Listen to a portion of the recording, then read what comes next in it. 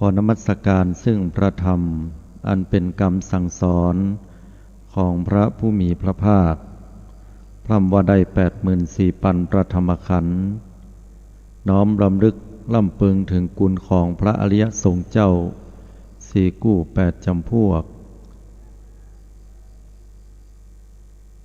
โดยสาธุชนญาติโยมก็ถวายความเคารพแด่พระเดชพระคุณพระเทพรัตนนายกหลวงพ่อเจ้าคณะจังหวัดละปูนเจ้าวาดวัดพระธาตุหริพุนชัยถวายความเคารพแด่พระเดชพระคุณพระเทพปริยัติหลวงพ่อเจ้าคณะจังหวัดเชียงใหม่เจ้าวาดวัดเจ็ดยอดพระอารามหลวงแตบไตรไวสาหลวงพ่อท่านพระครูสมุวิท่านหลวงพ่อท่านพระครูปริยัติยานุศาสตร์ที่ปรึกษาเจ้าคณะอำเภอเมืองเชียงใหม่เจ้าอาวาสวัดฝายหินท่านพระครูสมุวิศวัตวรกิจโจผู้อำนวยการสถานีวิทยุ 104.50 เมกะเฮิรตซ์รองเจ้าอาวาสวัดฝายหินตลอดจนถึงพระเถรานุเถระเจ้าคณะพระสังฆาธิการทุกตนทุกองค์ขณะนี้สาธุชนญาติโยมพุทธบริษัททุกท่านกำลังติดตามรับฟังรายการใต้ห่มพระรัตนตรัยออกอากาศกุเจ้าของวันพุธเวลา 5 นาฬิกาจนถึง 6 นาฬิกาเป็นเวลา1 ชั่วโมงด้วยกันดำเนินรายการโดยอาตมาภาพอนาลัยอนาลโยโดยสาธุชนญาติโยมสามารถติดตามรับฟังรายการได้ทางสถานีวิทยุเพื่อการศึกษาพระพุทธศาสนาและวัฒนธรรมคลื่น FM 104.50 เมกะเฮิรตซ์วัดฝายหินต้องขออนุโมทนาขอบคุณกับผู้อำนวยการท่านพระครูสมุวิศวัตวรกิจโจไว้ณโอกาสนี้ด้วยสถานีวิทยุกระจายเสียงคลื่น FM 90.75 เมกะเฮิรตซ์เสียงป่าซางก็ต้องขออนุโมทนาขอบคุณกับคุณโยมลัดดาอินตางามมาณโอกาสนี้เช่นเดียวกันและสถานีวิทยุกระจายเสียงทุกๆคลื่นที่ทำการกระจายเสียงออกอากาศอยู่ณขณะเวลานี้พร้อมกับทาง LINE และ Facebookแห่งหลายๆญาติโยมทุกท่านโดยที่สาธุชนสามารถโทรเข้ามาร่วมในรายการในช่วงท้ายได้ที่หมายเลขโทรศัพท์096 680 6683 096 680 6683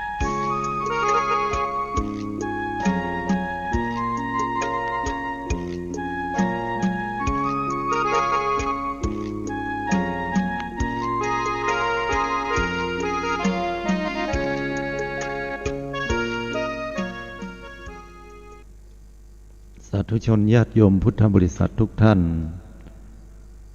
ในช่วงเวลาวันนี้นั้นขอมาปะกับบรรดาสาธุชนญาติโยมแห่งครั้งหนึ่งซึ่งก็ถือว่าเป็นช่วงพักเจ้าของวันพุธสืบเนื่องมาจากติดที่แล้วเนี่ยอาตมาภาพก็ได้เอาเรื่องราวของความโกรธหรือว่าความโกรธความเกลียดโดยธรรมชาติของมนุษย์คนเฮามีความโกรธเหมือนกันหมดบอกว่าจะเป็นระดับราชามหากษัตริย์หรือตุกตะคนยากจนเขียนใจบอกว่าจะเป็นพ่อกาแม่กาวานิชหรือแม้แต่คนทำงานทั่วไปบอกว่าจะเป็นคนรวยคนจนบอกว่าจะเป็นคนสูงส่งหรือต่ำต้อยบอกว่าจะเป็นฆราวาสญาติโยมหรือนักบวชเมื่อบวชเข้ามาแล้วหรือว่าอยู่ในสถานะใดหากว่ายังทำกิเลสอาสวะบ่เสี่ยงเตื้อก่อยังมีโอกาสที่จะต้องได้รู้อำนาจของความโกรธเหล่านั้นที่นี้ความโกรธเนี่ยสาธุชนญาติโยมทุกท่านมันมีกันเป็นปกติและเกิดขึ้นได้อันเนื่องมาจากสาเหตุคือการที่เราปล่อยให้จิตมันไหลไปตามกระแสของกิเลสกระแสของตัณหาความอยากต่างๆโดยที่ขาดการระงับยับยั้ง กล่าวแหมอย่างก็คือการที่จิตของเฮานั้นมันขาดความเมตตาเรียกว่าตั้งไฟโดยที่บ่มีสติคู่ปรับของความโกรธนะวันนี้อาตมาภาพจะได้นำเอาในเรื่องราวของสิ่งที่จะต้องแก้ไขในความโกรธเหล่านั้นเนี่ยจะบ่ให้มันเกิดความโกรธหรือว่าเป็นสิ่งที่บรรเทาความโกรธลงไปนะก็ด้วยคำว่าเมตตาคนทุกคนน่ะเวลาบัดจับใจ สิ่งใดก็ตามที่ทำลงไปมันบัดจับใจเฮาก็โกรธเดี๋ยวคนอื่นเนี่ยให้แล้วนะบอกว่าจะเป็นการว่าการกล่าวถ้ามันบ่เข้าหูเข้าตานะคัดหูคัดตาแล้วเฮามักจะเกิดความโกรธทั้งที่เฮาบ่ฮู้เลยว่าเมื่อเฮาเกิดความโกรธนะมันก็บ่ได้ไปทำลายคนที่เฮาโกรธหรือว่าไปยะให้ผู้อื่นนั้นเดือดร้อนใจถ้าเฮาบ่ได้ไปประทุษร้ายผู้อื่นด้วยกายด้วยวาจาแต่กลับกลายเป็นว่าความโกรธนั้นจะต้องเผาลนตัวของเฮาเหี่ยก่อนคือเผาจิตเผาใจจากนั้นถึงจะลุกลามไปหาคนอื่นโดยการที่เฮาด่าเปิ้นก็ดีโดยการที่เฮาไปประทุษร้ายทำร้ายไปบุบหูตีตาเปิ้นไปยิงไปฆ่าเปิ้นเบียดเบือนเปิ้นต่างใดต่างหนึ่งก็แล้วแต่อันนั้นก็คือเป็นเหตุอันเกิดจากตัวเก่ามีอำนาจของโทสะทีนี้วิธีการที่เฮาจะเนี่ยใดนะคนเฮามันมีความโกรธเป็นธรรมดาเมื่อเฮายังบ่เป็นพระอริยเจ้าจันพระอนาคามีแล้วก็ขึ้นไปสู่ความเป็นพระอรหันตาเนี่ยบ่โกรธเนี่ยหายากญาติโยมเขาจะเนี่ยอย่างใดดีญาติโยมทั้งหลายเอามากึดกันองค์สมเด็จพระสัมมาสัมพุทธเจ้าก็ได้ตรัสถึงโทษของความโกรธไว้อย่างนักหนาปาป้านตลอดจนถึงทุกขติอันเป็นหนทางไปสู่หลังความตายเนี่ยไปสู่ความทุกข์ยากลำบากและก็ได้ตรัสถึงกุณของผู้ที่บ่โกรธหรือว่าเจริญเมตตาธรรมชาติคนเฮาเนี่ยอย่างที่มากระทบกระเทือนใจแล้วเนี่ยมันจะเกิดความบ่พอใจและก็ขาดเมตตากันไปสังเกตคนที่มีเมตตานักนะจะบ่มีลักษณะของคนที่โกรธหรือว่าโกรธได้ยากก็จะมีตัวอย่างครูบาอาจารย์หลายตนหลายองค์ด้วยกันแม้แต่องค์สมเด็จพระสัมมาสัมพุทธเจ้าก็ได้ตรัสถึงอดีตชาติของพระองค์ไว้นะว่าพระองค์ท่านนั้นเคยเกิดมาเป็นฤาษีนะนักบวชที่อยู่ในป่า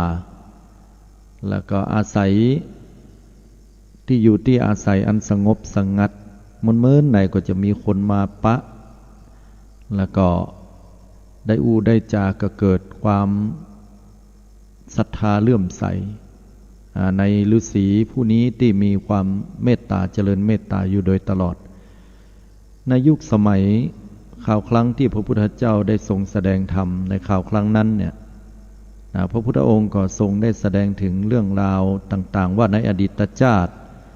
พระองค์ท่านนั้นก็ได้กล่าวถึงว่าเฮานั้นได้เกิดเป็นบุคคลผู้ที่ได้บำเพ็ญบารมีในเรื่องของความเมตตา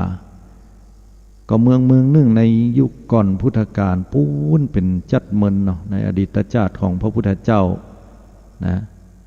ก็ได้กล่าวได้พูดถึงเรื่องราวเหล่านี้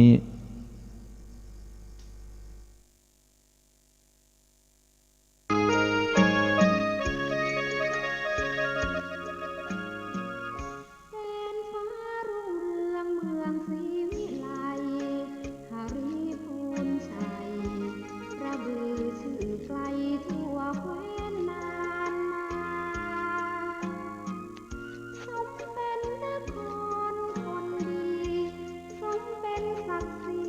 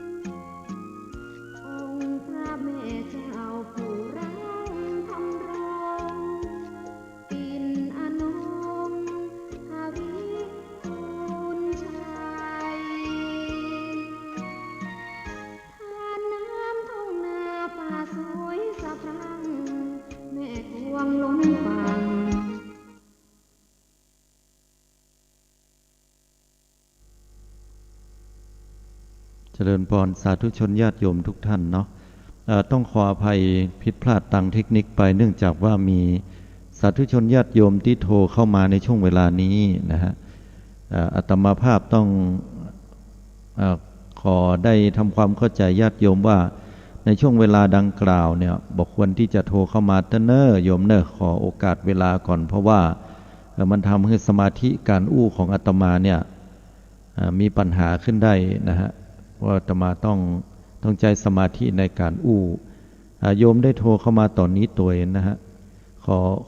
ออย่าเพิ่งโทรเข้ามาได้โยมเนอจะไปฟังโทรเข้ามาเตือนรอให้ช่วงใต้รายการก่อนเนาะโทรเข้ามาแหมละ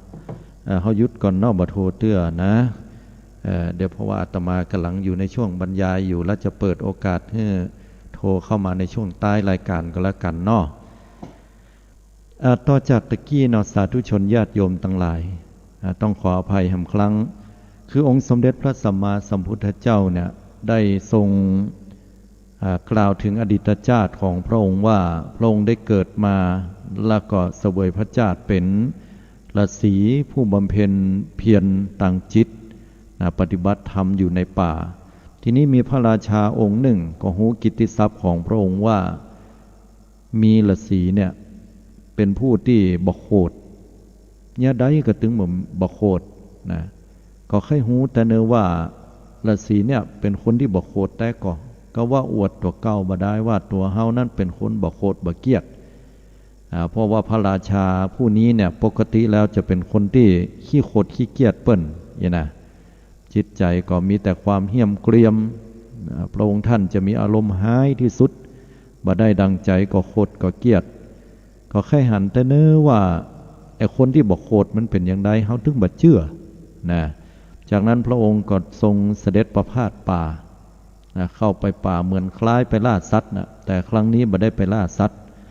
ออกไปเสด็จไปประพาสที่ป่าแล้วตั้งใจจะไปหาฤาษีนักบวชผู้ที่เปี่ยมไปด้วยเมตตานี้ระหว่างที่ไปเนี่ยก็ปรากฏว่าไปหันสถานที่ต่างๆอันสงบสงัดจนเดินทางเข้าไปถึงที่อยู่ที่อาศัยของฤาษีนั้นพอเข้าไปถึงก็ปัจจาอันใดก็ได้เดินเข้าไปเสด็จเข้าไปแล้วก็เข้าไปถามว่าท่านคือฤาษีที่เจริญเมตตาแม่นก็ท่านฤาษีนั่นก็บอกว่าแม่นละเฮาเนี่ยเป็นผู้เจริญเมตตาแต่การที่เขาบอกว่าท่านบอกโคดเฮาเนี่ยบอกโคดบ่มีคำว่าโคดความเกลียดอันใดพระราชาก็เลยทดลองใจด้วยการด่าด่าฤาษีนี่ด่าเรื่องโรคภัยไข้เจ็บด่าว่าฤาษีเหงาฤาษีสติปัญญาบดีอย่างมาโง่เหงาเต่าตุนมาอยู่อย่างในป่าในโคในเราอย่างมาอยู่ในหัวในเวียงพุ่นสบายเหลือเกินนะแล้วก็ด่าในเรื่องของพระกุลมุลละด่าถึงพ่อถึงแม่ด่าถึงโคตรเงาสักการะทุกสิ่งทุกอย่างปรากฏว่าฤาษีนี่ก็บอกโคตรมีแต่ความนิ่งพร้อมกับแผ่เมตตาว่าสาธุท่านมหาบพิตรขอให้มหาบพิตรนั้นได้พ้นจากภัยมารตึงมดตึงปวงขอให้มีแต่ชัยชนะแทนที่ราชามหากษัตริย์ผู้นี้เนี่ยจะเกิดความสำนึกผิดแล้วก็มีความเลื่อมใสศรัทธาในฤาษีผู้นี้ก็ปรากฏว่าบ่เป็นอย่างนั้นกลับกลายว่าตัวเก่านั้นเกิดความโกรธความเกลียดนักขึ้นมากว่าเก่าเกิดความโกรธความเกลียดนักขึ้นมากว่าเก่าแล้วก็ได้ประทุษร้ายต่อผู้มีศีลโดยการที่สั่งให้มหัดเล็กและทหารทั้งหลายนั้นได้นำเอาแส้มาฟาดมาเคี่ยนเสร็จเรียบร้อยแล้วก็เอาน้ำเกลือน้ำมาหดเข้าใส่ฤาษีผู้นี้เกิดความทนทุกข์ทรมานต่อบาดแผลที่เกิดขึ้นเจ็บปวดดิ้นไปดิ้นมาด้วยความทุรนทุรายสักกรรมหนึ่งพระราชาหันอย่างนั้นก็เกิดความชอบใจแล้วก็เข้าไปถามว่ายังได้ท่านฤาษีบัดเดี๋ยวนี้ท่านโคดอยู่ก็มุจักโคดล่ะฤาษีก็บอกว่าเฮาบ่โคดมหาบพิตรขอให้พระองค์ท่านนั้นได้มีความสุขความเจริญพ้นจากความทุกข์ถึงปวง พระองค์ได้ทรงรับดีนอนดีมีพลานามัยสุขภาพอันสมบูรณ์แข็งแรงปลดท่อพระมหากษัตริย์ได้สดับอย่างนั้นก็เกิดความโกรธความเกลียดนักขึ้นตัวเก่าเป็นร้อยเท่าทวีคูณคือธรรมชาติของคนเนี่ยญาติโยมเวลามีความโกรธแล้วไปด่าให้ไผ่คนอื่นเนี่ยโกรธมาตอบนะหรือว่าทำให้ผู้อื่นนั้นได้เสียใจมันก็จะเหมือนกับพลังงานบางอย่างที่อยู่ในจิตใจแล้วก็ถูกถ่ายทอดไปให้คนอื่นยิ่งนักต่อใดตัวเก่าก็ยิ่งเบาต่ออันเฮาถึงบ่แปลกใจว่าบางครั้งบางเตื้อคนที่มีปัญหาในชีวิตอมทุกข์ไว้นักๆเนี่ยก็จะหาที่ระบายเฮายังบัดตันเนี่ยอย่างเตื้อพอเวลาฮับฟังเขาไว้แต่อันน่ะเขาก็จะดีใจแล้วก็จากเข้าไปด้วยความโล่งอกโล่งใจเหมือนกับว่าได้เอาสิ่งที่ฮ้อนสิ่งที่เป็นโทสะเนี่ยได้ออกมาจากจิตจากใจก็เหมือนกันมหากษัตริย์ผู้นี้เนี่ยต้องการที่จะให้ฤาษีผู้นี้โกรธแต่ปรากฏว่าฤาษีนั้นบ่โกรธเลยพลังงานความโกรธนั้นก็บ่ถูกถ่ายทอดไปที่ฤาษีก็ทำให้เป็นเหตุให้เกิดความโกรธความเกลียดร้อยเท่าพันทวีคูณเมื่อเป็นอย่างนี้ก็สั่งให้ทหารทั้งหลายนั้นตัดแข้งตัดขานะแล้วก็ทรมานแด่ฤาษีผู้นี้ถามฤาษีว่าท่านยังจะโกรธอยู่ก่อประเดี๋ยวนี้เขาตัดแข้งตัดขากกแข้งกกขาแล้วฤาษีก็บอกว่าโอ้เฮานี่บ่โกรธมหาบพิตรเฮาเจ็บปวดเจียนตายแต่ก็ขออวยพรให้พระองค์ท่านนั้นได้เจริญสุขเกษมสำราญโดยอายุวันนะสุขะพละพระราชาได้ฟังอย่างนี้ก็โกรธสุดขีดห้ามพระองค์บ่ได้แล้วก็ได้จักพระขันคือมีดออกมาแล้วก็จ้วงแทงผู้มีศีลผู้นั้นแล้วก็ได้ตายลงไประหว่างที่ได้แทงแล้วก็ฆ่าให้ตายนั้นกษัตริย์ผู้นี้ก็ได้ถูกมหาปฐพีอันทนอยู่บ่ได้เนื่องจากว่าศีลของผู้ที่ขึ้นชื่อว่าเป็นฤาษีอันตั้งอยู่ด้วยความเมตตานั้นก็ได้เจริญให้ดีที่สุดแล้วก็บ่มีความโกรธความเกลียดแล้วก็สูบเอา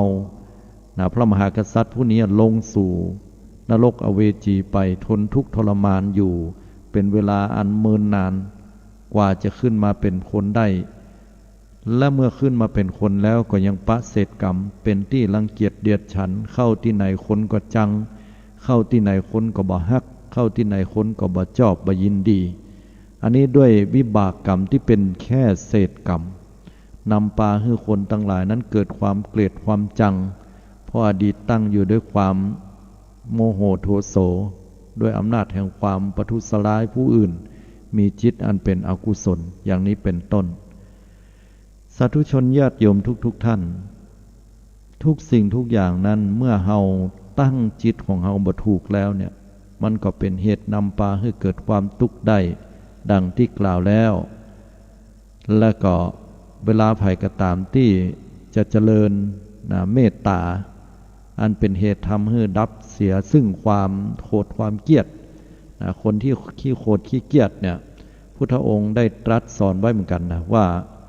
เหมือนถ้อยกรรมของคนก็ดีหรือว่าเรื่องราวอย่างก็ตามนะ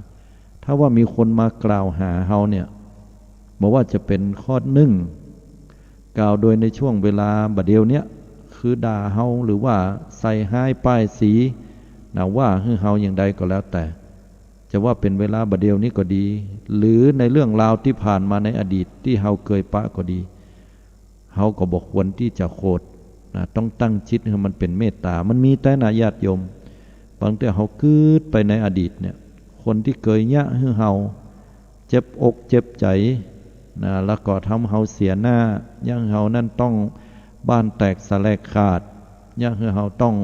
มีเหตุอันเป็นไปใหญ่หลวงติดคุกติดคอกอย่างเงี้ยเฮาก็จะมีอาการโกรธอาการเกลียดนะโกรธเกลียดแล้วก็ผูกมัดด้วยความอาฆาตพยาบาทจองเวรหันกันเมื่อใดก็จังขี้หน้ามันขนาดอีน่ะสักหลังเตื้อเพิ่นยังบ่ได้ตานี้อย่างเตื้อเดินกายไปเพราะมันพอเฮาแล้วเหมือนมันจะมาเยาะมาเย้ยเฮาเหมือนยะย่อยะหาเนาะอีน่ะทั้งที่คนนั้นเนี่ยก็บ่ได้อย่างเลยอ่ะนะ อันนี้เปิ้นของว่าโดยการที่ผ่านมาแล้วก็ดีหรือแม้แต่ปัจจุบันก็ดีขอให้ตั้งจิตของเฮานี้ไว้ให้ดีบ่โคตรข้อที่สองนะกล่าวโดยเรื่องแต้หรือว่าโดยเรื่องที่บ่แต้เฮาก็บ่ควรที่จะโคตรคนเฮามันมีนะบางเตื้อเนี่ยบ่ยอมรับความจริงอะเรื่องบางเรื่องมันเป็นเรื่องแต้เฮาก็บ่ยอมรับความจริงแล้วก็มีความโกรธความเกลียดไผว่ายังบ่ได้แต่คนบางคนนั้นกิเลสมันก็เบาบางลงไผว่ายังได้เป็นเรื่องที่แต้ก็ปรับปรุงตัวเก่าบ่โคตรเปิ้นอันนี้เป็นข้อดีแต่เรื่องบางเรื่องมันบ่ใช่เรื่องแต้คนบางคนนั่นก็โอ้โคตรเกลียดเนอะมาว่าเฮาได้ยังได้เรื่องบ่แต้นะกำบ่มีแปลงใส่กำบ่ใหญ่แปลงเอาโคตรเกลียดขึ้นมาพุทธองค์ก็บอกว่าแม้แต่ว่าเรื่องราวนั้นบ่ใช่เรื่องแต้ก็บ่ควรโคตรเขาอธิบายความจริงแจ้งจอดไปแล้วก็บอกไปอย่างมดว่าเฮานั้นบ่ได้เป็นอย่างนั้นเรื่องราวบ่ได้เป็นอย่างอี้ถ้าบอกไปแล้วอู้ไปแล้วนะเขาจะเข้าใจหรือบ่เข้าใจอย่างใดเฮาก็บ่ควรโคตรเขาถือว่าเรื่องราวต่างๆมีแต้หรือบ่มีแต้เฮาก็บ่ควรโคตรผู้อื่นข้อที่สามกล่าวโดยอ่อนหวานหรือโดยการหยาบคายหมายถึงว่าเขาจะโดนกรรมเหล่านั้นเนี่ยเป็นกรรมที่ว่าย่อว่าหานะหรือว่ากรรมที่ด่าหยาบคายเพียงใดก็ตามก็บ่ควรที่จะโคตรข้อที่สี่กล่าวโดยเรื่องที่มีประโยชน์หรือบ่มีประโยชน์นะยกตัวอย่างเช่นว่าเรื่องที่มีประโยชน์ก็คือเรื่องที่เกิดอันนี้เป็นประโยชน์ชนะประชุมร่วมกันแล้วนะมาอู้มาจากันเป็นเรื่องที่เห็นต่างเห็นต่างก็คือว่าคนนั้นก็มีความหันกำคืดกำหันอย่างหนึ่งแหมคนนึงมีกำคืดกำหันอย่างหนึ่งเป็นเรื่องที่มีประโยชน์มาอู้มาจากันแล้วแทนที่จะอู้ด้วยเหตุด้วยผลนะปรากฏว่าเอาอารมณ์เข้าใส่กันกูก็ถูกมึงก็ถูกนะต่างคนต่างถูกไปคนละอย่าง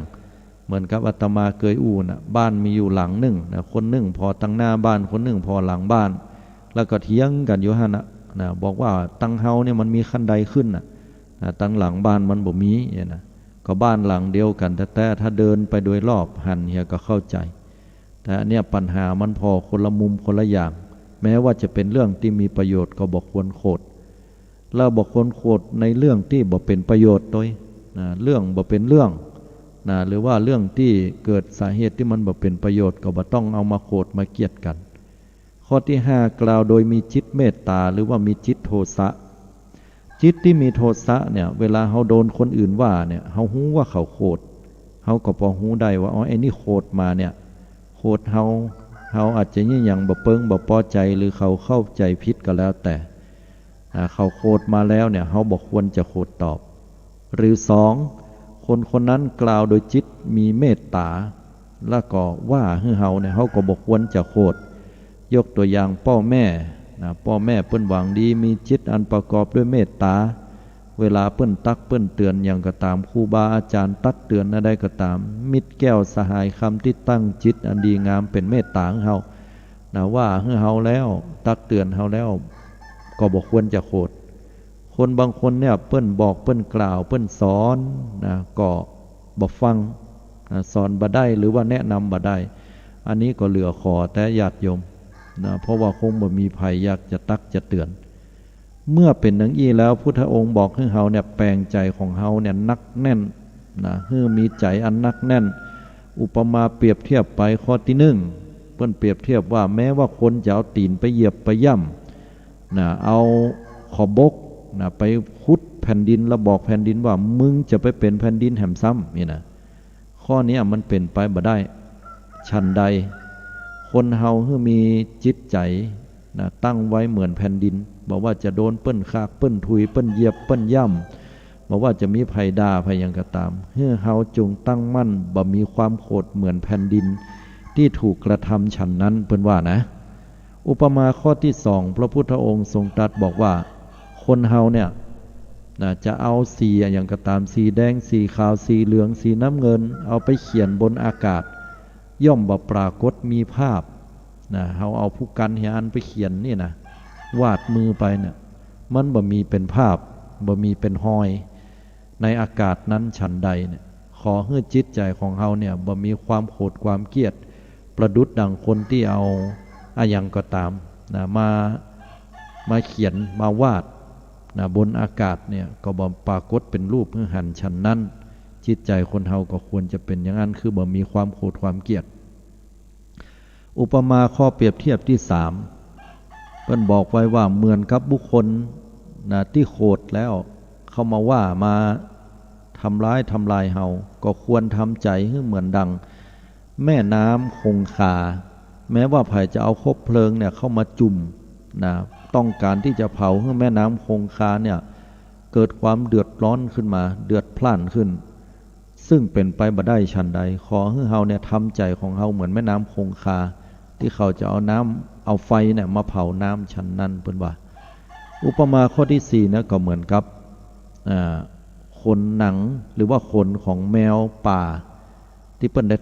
ตัดออกมาแล้วก็ทำให้มันสะอาดทำให้มันฟูขึ้นนะก็คือให้มันอ่อนโยนเนี่ยแล้วก็เอาไม้ไปบุบนะซึ่งมันบ่มีเสียงญาติโยมทั้งหลายเหมือนเฮาเอาไม้ไปฟาดใส่อากาศเนี่ยฟาดใส่ฝุ่นอย่างเงี้ยฟาดใส่คนอย่างต่างๆย่อมบ่มีเสียง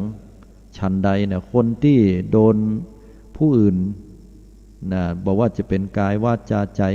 เฮาก็บอกควรที่จะโกรธนะจิตใจของเฮาเนี่ยบ่ให้มันโกรธมันเกลียดขึ้นมาเหมือนกับที่เปิ้นได้ฟาดนะไปในอากาศไปในคนที่อ่อนนุ่มย่อมบ่มีเสียงเกิดขึ้นฉะนั้นอุปมาข้อที่ห้าเหมือนกับบุคคลนะโจรที่พยายามจะเลื่อยอวัยวะน้อยใหญ่เนี่ยของคนถึงสองข้างนะแต่ว่าเลื่อยนั้นก็บ่มีความเดือดร้อนอันใดก็จิตใจของคนเฮาเหล่านั้นก็ควรที่จะตั้งมั่นอยู่ในความเมตตาและก็บ่มีความโกรธความเกลียดทีนี้สาธุชนญาติโยมทุกท่านการตั้งจิตโดยความที่เฮาบ่โกรธบ่เกลียดบ่ประมาทเนี่ยมันมีอานิสงส์ผลบุญอยู่บุคคลผู้ที่มีเมตตาเนี่ยโอ้มันดีญาติโยมเข้าใกล้ก็มีความสุขนะเข้าใกล้ก็มีความสุขแต่เหมือนกับคราวครั้งที่อาตมาภาพเคยอ่านผ่านมาเมื่อสมัยเป็นสามเณรละถ้าหากว่าผิดพลาดเนี่ยสมมาอภัยคือตามบุคคลในประวัติศาสตร์นะอย่างครูบาเจ้าสลีวิจัยนะญาติโยมทั้งหลายเขาจะหันว่าเปิ้นเป็นผู้ที่เจริญเมตตานักบุญล้านนาไทยมีข่าวครั้งหนึ่งที่ครูบาท่านจะต้องได้เปิ้นฮ้องว่าต้องอธิกรณ์นะต้องอธิกรณ์คือได้รับโทษนะเป็นผู้ต้องหาแต่เป็นผู้ต้องหาตั้งสงฆ์เนี่ยโดยถูกกล่าวหาในเรื่องของการบวชตู้เจ้าพระเนรโดยที่ตัวเก่าบ่ใช่เป็นพระอุปชาอย่างนี้เป็นต้นนะแล้วก็ถูกส่งไปที่กรุงเทพมหานครนะก็ครูบาเจ้าศรีวิจัยนี่ก็ได้เดินทางไปพร้อมกับลูกศิษย์ลูกหาขณะนั้นเนี่ยสมเด็จพระมหาสมณเจ้ากรมพยาวชิรยานวโรรสนะก็ได้เป็นผู้ที่เป็นประธานในการไต่สวนคดีต่างๆพร้อมกับบรรดาพระสงฆ์องค์เจ้าในยุคสมัยนั้นนะอันเป็นผู้ที่มีความรู้ความสามารถเป็นบัณฑิตกันนะเป็นมหาปรริญญาธรรมแล้วก็จบหลักธรรมต่างๆก็ปรากฏว่ามีอยู่คำถามหนึ่งนะที่เปิ้นได้ถามขึ้นมานะกระถามบอกว่าศรีวิจัยนะท่านศรีวิชัยศีลของพระนี่มีกี่ข้อครูบาศรีวิจัยบอกว่าศีลของพระนี่มี4 ข้อปรากฏว่าบรรดาตู้เจ้าทั้งหลายนะที่เป็นตู้เจ้าตั้งกรุงเทพนะซึ่งถือว่าเป็นผู้มีความรู้เหล่านั้นก็ค่อยหัวเข้าใส่เฮิดกันนะ แล้วก็เยาะเย้ยถากถางครูบาเจ้าศรีวิจัยว่าคนบ้านนอกศีลตู้เจ้าอย่างมี4 ข้อไผว่าสักเตื้อว่าไปเรื่อยนะสมเด็จพระมหาสมณเจ้ากรมพยาวชิรยานวโรรสนั้นพระองค์ท่านทรงเป็นผู้ที่มีพระมหากรุณานะที่ดีนะมีเมตตาก็บอกว่าเดี๋ยวก่อนนะเดี๋ยวก่อนนะพวกเราลองฟังศรีวิชัยสิว่าเธอจะกล่าวว่าศีล4 ข้อนั้นมันมีอะไรบ้างนะครูบาเจ้าศรีวิจัยก็ได้นะเรียนบอกแด่สงฆ์โดยมีพระมหาสมณเจ้ากรมพยาวชิรยานวโรรสนั้นนะได้บอกกล่าวว่าศีลของทุกเจ้านั้นมี4 ข้อนะอันได้แก่ เป็นเรื่องของศีลอันมาในปาติโมกข์และนอกพระปาติโมกข์ต่างๆได้แก่หนึ่งปาติโมกขสังวรสำรวมในพระปาติโมกข์คือเว้นในสิ่งที่พระพุทธเจ้าห้ามทำตามข้อที่พระองค์ทรงอนุญาตอันได้แก่ศีล227ข้อนะสองโภชเนมตัญยุตาความรู้จักประมาณในการบริโภคอาหารบ่ให้นักให้น้อยเกินไปสามชาคริยานุโยคประกอบความเพียรโดยบ่เห็นแก่นอนมากนักและสี่ปัจจยปัจเจเวคขณะพิจารณาก่อนที่จะบริโภคปัจจัยสี่บ่บริโภคโดยตัณหาอันนี้คือเป็นอาชีวปริสุทธิศีลทั้งสี่ประการที่พระพุทธเจ้าทรงตรัสไว้พอฟังอย่างอีละป๊บเนี่ยบรรดาทุเจ้าทั้งหลายหมู่นั้นดักปิ้งวิงวอยหมดเลยบ่นึกบ่ฝันว่าครูบาเจ้าสิวิจัยเนี่ยจะเป็นผู้ฮู้ผู้ที่มีความฮู้โดยที่ดูถูกดูหมิ่นครูบาไว้ก่อนว่าเป็นทุเจ้าบ้านนอกอย่างนี้เป็นต้นเมื่อคำวินิจฉัยต่างๆได้ออกมาแล้วสมเด็จพระมหาสมณเจ้าเพิ่นก็บอกว่าเนื่องจากว่าสิวิจัยนั้นบ่ได้เข้าใจธรรมเนียมแห่งการบวชว่าจะต้องเป็นพระอุปชาเธอทำลงไปด้วยความที่มีจิตใจเมตตาบ่มีเจตนาหายอันใดก็เลยยกผลประโยชน์ให้จำเลยไปครูบาเจ้าสิวิจัยก็เลยหลุดจากการต้องอธิกรณ์เป็นจำเลยในข่าวครั้งนั้นได้สาธุชนญาติโยมทั้งหลายด้วยความที่ครูบานั้นตั้งอยู่ในความเมตตาบ่โคตรบ่เกลียดคนทั้งหลายบ่ว่าจะถูกเย้ยหยันเพียงใดว่าเป็นคนบ้านนอกบ่ว่าจะถูกเย้ยหยันว่าเป็นทุเจ้าที่บ่ฮู้ทั้งที่ก็ทรงความฮู้ไว้นี่แหละคือสิ่งที่เมตตาจะนำปาให้ชนะทุกอย่างอาตมาก็มาหันในปฏิปทาครูบาอาจารย์เจ้าทั้งหลายแต่ละตนละองค์เนี่ย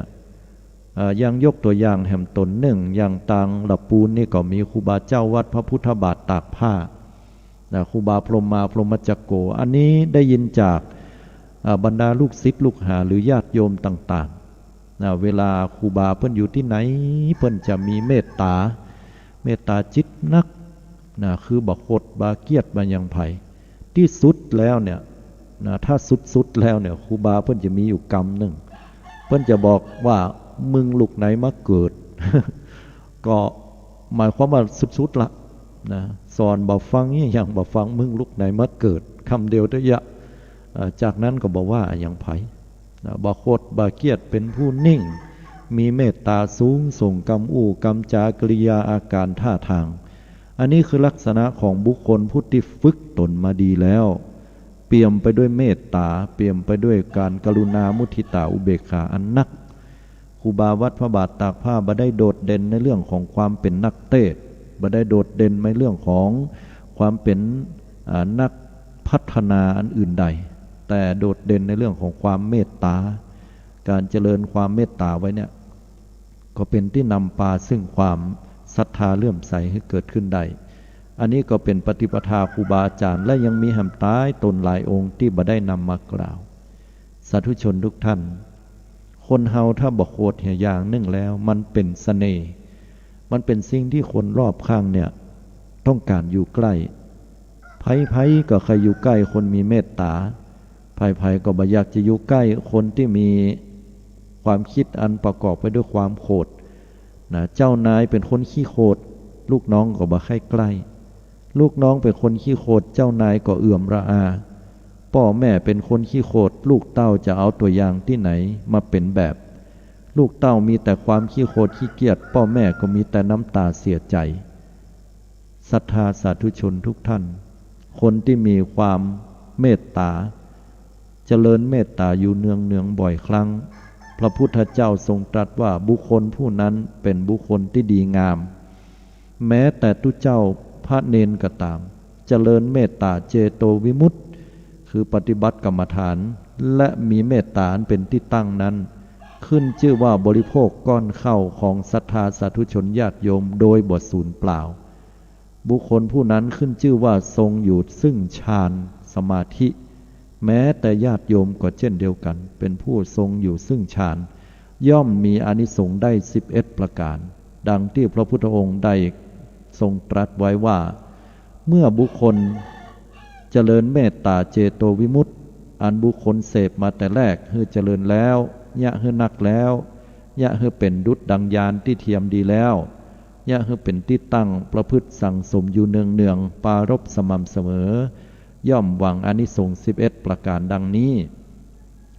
1. รับก็เป็นสุขคนที่เจริญเมตตาเนี่ยมาบกึดนักอะโยมเวลาจะรับเนี่ยก็รับเป็นสุขแต่คนที่ขี้โคตรขี้เกียจเปิ้นแล้วเนี่ยมันรับบ่ลงอ่ะมันจะมีภาพของคนที่โอ้ยเฮาโคตรเฮาเกียจเนาะมันอยู่ในใจอ่ะมันอยู่ในภวังค์วนอยู่ตรงนั้นอ่ะรับบ่ลงก็คนที่เจริญเมตตาถึงรับเป็นสุข2. เจริญเมตตาแล้วจะตื่นเป็นสุขตื่นขึ้นมาก็โอ้มีความสุขนะโอ้ดีแตะดีบ่ายเนาะตื่นขึ้นมาแล้วมีความสุขอกสุขใจวันนี้เนี่ยเราจะทำในสิ่งที่ดีที่สุดต่อไปแต่คนที่มีโทสะตื่นขึ้นมาแล้วมันบ่ม่วนใจแล้วหลังเตื้อกึดตะคืนเผลอรับไปเมื่อใดบ่ฮู้พอตื่นขึ้นมากึดต่อแน่อีมีอีตะนะบ่เปิงใจวันนี้กูจะไปกาดเจ้ากูอย่าไปด่าหัวมันร้อยนะ เมื่อผ่านมาได้เป็นตะวาแล้วมาวันนี้แหมเนาะยังจะไปด่าเพื่อนแหมกรรมรับก็บ่เป็นสุขตื่นขึ้นมาก็บ่เป็นสุขสำหรับคนที่ขี้โคตรขี้เกียจแต่ต่างจากคนที่มีเมตตาเนาะอันนี้ส่งเมตตาข้อที่3บอกฝันให้จะฝันแต่สิ่งที่ดีๆญาติโยมฝันหันพระพุทธเจ้าฝันหันครูบาอาจารย์ฝันหันได้กินได้ตาเนี่ยแต่คนที่มันบัดเจริญเมตตามันฝันให้ว่าโดนไล่โดนฆ่าโดนจิรันฟันแตงนะกั้งขึ้นมาก็มีอันนี้คือฝันบดีนะถ้าตายไปขณะนี้จิตบดีก็ไปที่อบายภูมิได้นะบดีเหมือนกันข้อที่4เป็นที่ฮักของมนุษย์ต่างหลายมันจะมีพลังงานบางอย่างที่คนรอบข้างหันแล้วเกิดความเลื่อมใสหันแล้วเกิดความฮักหันแล้วเกิดถูกชะตาตัวว่าโอ้คนนี้เนี่ยเข้าท่าเนาะเนื่องด้วยว่าเจริญเมตตามันเป็นพลังที่คนจะสัมผัสได้นะคนบางคนนั้นต่อจะมียศถาบรรดาศักดิ์ตำแหน่งสูงเพียงใดก็บ่มีพลังตัวนี้นะก็หันแล้วนี่ก็บ่เกิดความศรัทธาหันแล้วก็บ่เกิดความปิติยินดีอันใดอ่ะแต่คนบางคนเพียงแค่หันครั้งแรกสะดุดตาแล้วโอ้อย่างมารู้สึกว่ามีความสุขยิ่งได้คบได้หันตัวก็ยิ่งมีความสุขไปอันนี้ก็ด้วยว่าเป็นที่ฮักของมนุษย์ทั้งหลายข้อที่5เป็นที่ฮักของมนุษย์ทั้งหลายผีสางนางไม้เทวบุตรเทวดาก็ฮักก็เป็นที่ยินแปลงไปไหนก็ปกปักรักษาข้อที่6เทพเทวดาย่อมรักษาดูแลอันนี้แน่นอนเลยเพราะว่าถือว่าบ่มีพิษมีภัยต่อภัยนะไปตั้งใดเทวดาก็รักษาบ่ให้อดกั้นอดอยากเพียงใดนะข้อที่7ไฟก็ดียาพิษก็ดีสัตว์ราวุธก็ดีบ่สามารถทำลายได้อันนี้เวลามีน้อยเนาะเหมือนกับเรื่องราวของนางสามาวดีพร้อมคณะที่ถูกนางมาคันธิยาใส่หายป้ายสีนะพระเจ้าอุเทนก็เลยใจธนูนั้นยิงแต่ธนูนั้นเนี่ยปรากฏว่าเลี้ยวเบนนะบ่สามารถจะเจาะทะลุหน้าอกของนางสามาวดีพร้อมคณะ500นั้นสิ้นชีวิตไปได้อันนี้ก็ด้วยว่าสัตว์ราวุธแม้แต่ภัยกินยาพิษอย่างก็แล้วแต่ถ้าเจริญเมตตาแล้วเนี่ยจะบ่มีผลต่อคนเหล่านั้นได้คนมีเมตตาสิ่งเหล่านี้ทำอย่างบ่ได้ขาดแล้วต่อภัยมารถึงปวง8จิตตั้งมั่นได้รวดเร็วคือคนที่เจริญเมตตาจะบ่ขี้กั้งญาติโยมทั้งหลายอย่างบางคนเนี่ยเวลาเพิ่นสะดุ้งสะเด็นอย่างโอ้อันนั้นตกโอ้อันนี้ออกโอ้อันนั้นแม่กูโอ้อันนั้นพ่อกูแทนที่จะสะดุ้งแล้วพุทโธธัมโมสังโฆมันบอกว่าอันนะกำหยาบกำคายลุดออกจากปากจากคอเพื่อหูตัวแห่งกำก่ออย่างว่านั่นเนาะโอ้สุมาเตว่าไปให้ละนะจิตบัดตั้งบัดมั่นก้าวสีหน้าผ่องใสพุทธผ่องมีสง่าราศีสังเกตหน้าตาค้นโคตรต่อหน้าดำกำเศร้าแต่คนที่เจริญเมตตาเนี่ยจิตใจดีหน้าตาก็ผ่องใสงดงาม10บลงทำกาละในยามตายนั่นก็มีสติอันสมบูรณ์นะบ่เป็นคนที่ทุรนทุรายบางคนเนี่ยหันงัวหันสัตว์หันสิ่งหันไม้หันค้อนต่างๆอันนี้แสดงว่าไปในทางบ่ดีแต่เวลาจะตายแล้วเนี่ยคนที่เจริญเมตตาเนี่ยจะมีจิตอันสงบนิ่งไปง่ายๆไปไว้ไวๆนะแล้วก็สิ้นไปและข้อสุดท้าย11 เมื่อยังบรรลุคุณวิเศษหรือว่ายังบ่เป็นพระอริยเจ้าชั้นใดชั้นหนึ่งโสดาบันสกทาอนาคาอรหันต์เนี่ยก็ย่อมไปเกิดบนพรหมโลกนะหรือว่าชั้นพรหมนะบ่ได้ไปเกิดเพียงแค่สวรรค์ชั้นที่มันอยู่ต่ำๆนี้แต่ว่าไปเกิดพรหมโลกซึ่งมี16ชั้นตามกำลังแห่งฌานสมาธิตามกำลังของเมตตาที่ได้เจริญมาอันนี้คืออานิสงส์11ข้อสำหรับบุคคลผู้ที่ยะมันทำบ่อยๆนะแม้แต่ชั่วลัดนิ้วมือเดียวนะลัดนิ้วมือเดียวก็น้อยเดียวเอามือมาเขี่ยออกอีกหรือกำมันก็เต้ากับจ้างกระดิกหูงูแลบลิ้นกำเดียวต้านก็เป็นอันว่าน้อยเดียวต้านเนี่ยเมื่อเจริญเมตตาแล้วย่อมมีอานิสงส์11ประการย่อมมีอานิสงส์นักหนาป่าป้านจะกล่าวไปยายถึงบุคคลผู้ที่เจริญเมตตาให้นักกว่านั้นพุทธเจ้าทรงตรัสไว้เวลาก็ไปติ๊กๆละวันนี้นะที่จริงข้อมูลมันมีนักญาติโยมก็ต้องเอาเป็นว่าการที่เขาจะเจริญสมาธินั่งสมาธิมีคำถามเหมือนกันว่าแล้วเราจะก่อนจะนั่งสมาธิจะแผ่เมตตาไปก่อนดีก่อนะมันมีเรื่องที่จะบอกสงสัยวันนี้มาแน่ใจว่าจะให้โยมได้โทรเข้ามาก็เพราะข้อมูลมันนักหน่อยก็เอาแค่น้อยเนาะมีเรื่องบอกว่าในสมัยพุทธกาลเหมือนกันมีตู้เจ้าอยู่ตนหนึ่งเนี่ยเปิ้นเก่งในการเข้าฌานสมาบัติฌานสมาบัติก็คือทำสมาธิแล้วก็ดิ่งลงสู่สมาธิอันเลิกก็เก่งนะชำนาญในการเข้าชำนาญในการออกในการอยู่นะเป็นวสีแต่มีอยู่วันหนึ่งนะได้แผ่เมตตาไปหาคนที่ตัวเก่าฮัก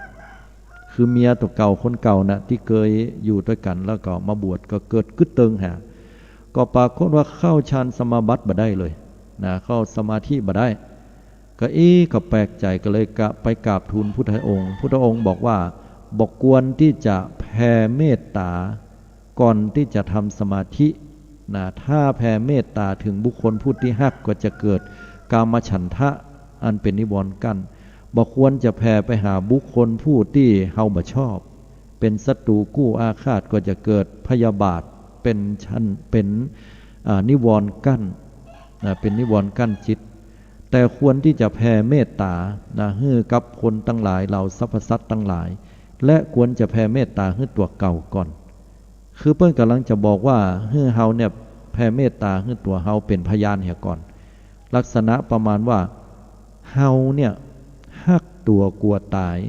เฮาบ่ใครเฮือไผเนี่ยจิรันฟันแตงตัวเฮาบ่เฮือไผมาจี้หน้าด่าบ่เฮือใส่หายป้ายสีบ่ว่ากรรมนั้นเป็นกรรมแต้หรือกรรมบ่แต้เฮาก็บ่ใครเฮือไผมาว่ามาตำหนิมาเล่าขวัญเฮาต่อหน้าและรับหลังข้อนี้ฉันใดเฮาเองก็จะบ่าไปทำร้ายเบียดเบียนผู้อื่นบ่ไปจิรันฟันแตงบ่บุบหูตีตาผู้อื่นเฮาจะบ่าไปใส่หายป้ายสีผู้อื่นบอกว่าต่อหน้าหรือรับหลังบอกว่าแต้หรือบัดแต้แล้วก็แผ่เมตตาออกไปให้สรรพสัตว์ทั้งหลายตึงมดอันบ่เจาะจงก่อนอันดับแรกจากนั้นก็แผ่ให้คนที่ฮักและแผ่ให้คนที่จังแผ่ขึ้นไปในทิศตะวันออกตะวันตกตั้งใต้ตั้งเหนือทิศน้อยทิศใหญ่ตึงเบื้องบนเบื้องลุ่มตึงมดตึงปวงอันนี้คือลักษณะของการแผ่เมตตาสามารถแผ่เมตตาก่อนที่จะทำสมาธิก็ได้แต่บอกควรแผ่เมตตาให้เจาะจงในบุคคลกลุ่มใดกลุ่มหนึ่งและควรเมตตาแผ่ให้ตัวเก่าก่อนหลังจากนั้นเสร็จแล้วออกจากสมาธิจะแผ่ที่หลังก็ได้อันนี้ก็แผ่เมตตาให้ตัวเก่าและให้เราสรรพสัตว์ตามลำดับที่กล่าวมาก็ขอจบไว้ตั้งอีก่อนน้อญาติโยมที่จริงเรื่องเมตตานี่มีนักมีจำนวนนักแล้ววันนี้ก็ค่อนข้างจะเสียสมาธิไปพ่องก็บ่เป็นอย่างญาติโยมทั้งหลายเพราะว่าเตื้อโยมก็บ่ได้หูบ่ได้เข้าใจว่าถึงเวลานี้ก็จะโทรเข้ามาที่จริงต้องรอให้บรรยายแล้วเนาะเอาละตอนนี้เปิดโอกาสแล้วเนอะโทรกันเข้ามาญาติโยมทั้งหลาย0966806683โยมโทรเข้ามาได้เนาะอันนี้ก็เปิดโอกาสให้โยมโทรเข้ามานะ7631เจริญพรโยมฮัลโหลฮัลโหลฮัลโหลได้ยินก่อนจ้าหายไปละโทรมากันใหม่เนาะ โทรมากันใหม่นะญาติโยมสาธุชน3956เจริญปอนโยมนมัสการเจ้าคุณโยมพิษสมัยเจ้าเป็นไรเจ้าว่าจะได้จ้าการเจริญสมาธิการเจริญเมตตาข้าเจ้าจะสวดมนต์ไหว้พระแล้วก็แผ่เมตตาทีหลังเจ้าขอใจอาหารคิดตรงหอมมีแรงกายเนาะใจกำไหนก็ได้กำค่ะนี่ก็จะก็ถ้าสมาธิก็นั่งมาเมินเท่าไรแต่จะใจการสวดมนต์มากกว่าเพราะว่าการสวดมนต์น่ะมันต้องใช้สมาธิสูงมากถ้าเราใจเราวักเวกไม่นิดเดียวเนี่ยมันจะลืมทันทีท่านเพราะพระเจ้าวันนี้ใช้หนังสืออ่านหรอกใจต้องใช้วิธีการฟังเอาเนาะก็อนุโมทนาที่ได้อันนี้นอได้โทรเข้ามาเนอะเวลาเหลือน้อยเนอะต้องขออภัยตัวเนาะคุณโยมอนุโมทนาสาธุ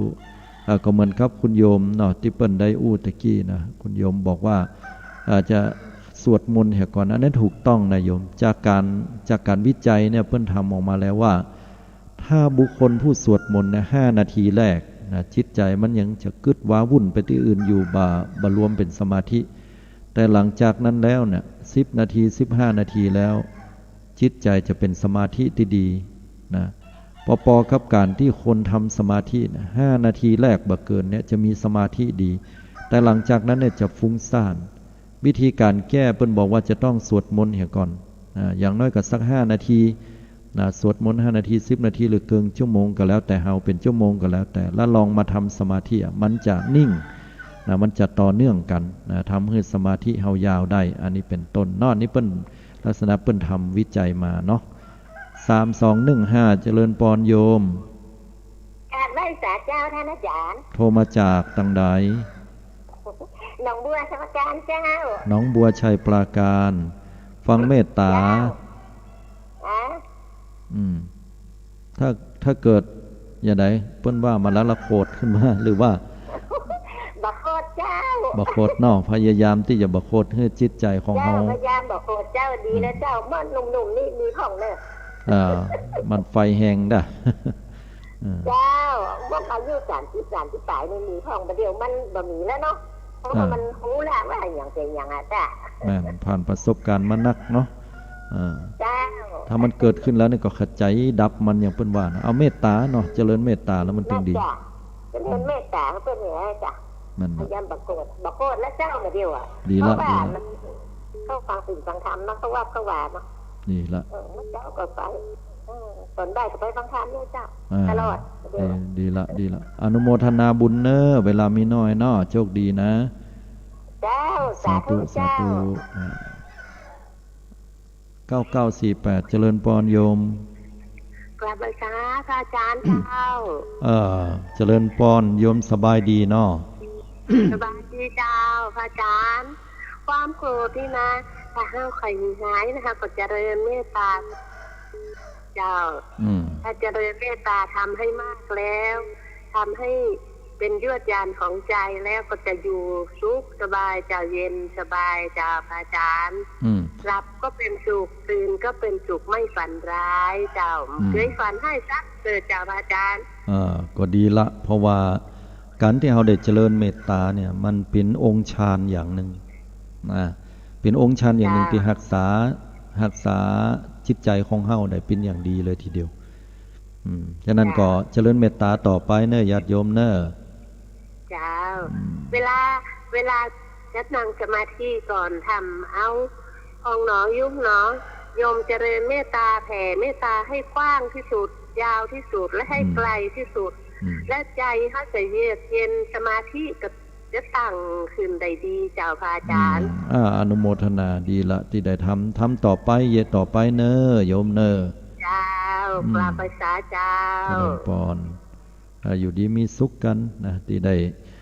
เจริญเมตตาธรรมเนี่ยมันถึงดีเนาะมันเป็นพลังที่ดีโลกถึงโลกเนี่ยถ้ามีเมตตาธรรมแล้วเนี่ยค คนเฮานี่ก็มีแต่คำว่าความสงบ7909โทรเข้ามาเนาะเจริญปอนสาธุไหว้สาเจ้าท่านอาจารย์เจ้าโทรมาจากทางใดเนี่ยวัดเกตการามเจ้าวัดเกตการามฟังเรื่องของการเจริญเมตตาแล้วเป็นอย่างไรฟังท่านอยู่ตั้งแต่เจ้าเจ้าฟังแล้วนึกกำลังใจเนาะมันอยากให้โอ้นักแต่โอ้นักบ่ได้เนาะต้องจะสั่นตาเขาเป็นพ่อเจ้าโชคดีเนาะมาให้กำลังใจนี่ห้ามจิตห้ามใจได้เจ้าแบบโปรดให้แล้วเจ้าดีละสาธุนั่งสมาธิทุกวันนะเจ้าดีแล้วสาธุสาธุโมทนาบุญเป็นกำลังใจท่านเลยเจ้าสาธุเจ้าจากวัดเกตการามเนาะ7631เจริญปอนโยม